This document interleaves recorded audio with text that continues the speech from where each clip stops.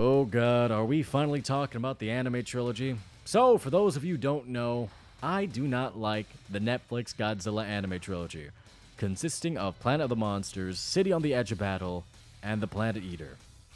So let me rip the band-aid right off and tell you why I don't like them. First of all, most of the cool stuff happens in a Japanese exclusive prequel novel, and I put extra emphasis on cool.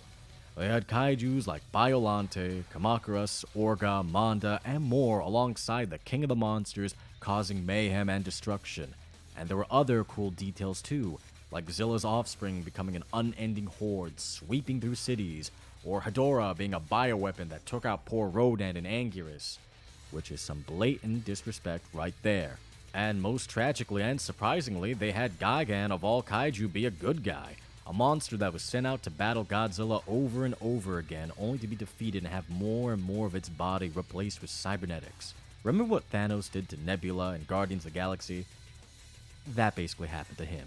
But none of that or anything else I mentioned was shown in the movies. In fact, you know what you see when we flash forward to Planet of the Monsters? That's right, nothing! Besides these dragon-like creatures, the only true kaiju is Godzilla himself, or initially Godzilla Phileas, and then the Goliath Godzilla Earth, which I will admit is pretty cool. But how are you gonna make a movie called Planet of the Monsters and not have a planet full of monsters?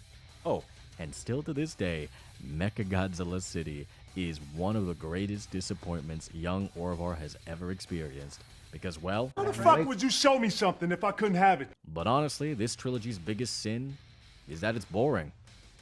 And I mean painfully boring.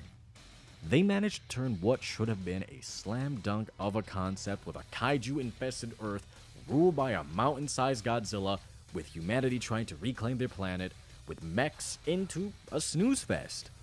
None of these characters have character, and it feels like an endless, toothless melodrama with a half-hearted environmentalist anti-technology message that also deals with the whole revenge is bad thing.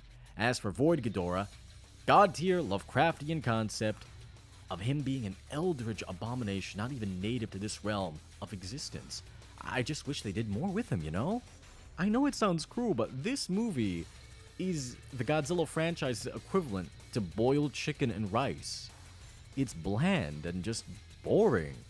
Say what you will about how confusing Singular Point was, at least that series was intriguing and had kaiju that did things.